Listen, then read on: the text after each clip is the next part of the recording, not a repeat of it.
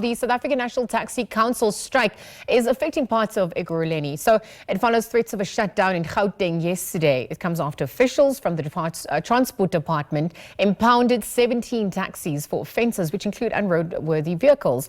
Now, taxi operations in Benoni, Katlehong and Kempton Park, they were disrupted, leaving many commuters stranded. And so SABC News reporter Mbalenhle Mthethwa has more for us now. Perhaps following our earlier crossing, Mbalenhle, we obviously looking at the economic ripple effects as well. Tell us what's the latest on your end. More commuters are finding themselves stranded here at the Germiston Taxi rank, where many have learned that there are no taxis to take them and ferry them to their various destinations. Many of them are on their way to work and unfortunately will not be able to report for duty given the protest action that taxi operators have embarked on. The announcement was made late last night when commuters who were traveling back from work were also left stranded in the evening when they learned that taxis had stopped operating, leaving them with no alternative modes of transportation. Many have decided to stay back and not go report to work,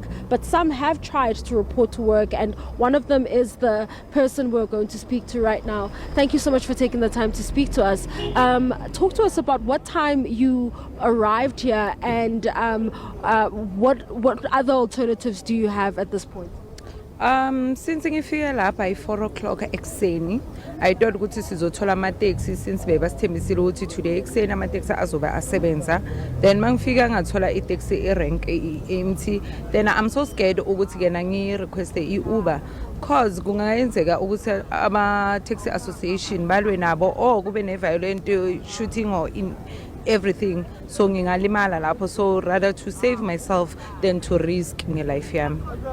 So you're just, what you're in fact saying is that you're worried that if you were to use an e-hailing services, you would then find yourself in a position where you are caught in the crossfire between the battles between e-hailing service providers and taxi operators. So what's the way forward now? Are you going back home? Where were you coming from and how did you get here? Manje, like ekseni ngize ngenyawo. I walked from it was 20 to 25 kilometers ukuthi ngifike lana erenkeni. I walked. Then now I just reported at work ukuthi angeke ngikhona ukufinyelela emsebenzini.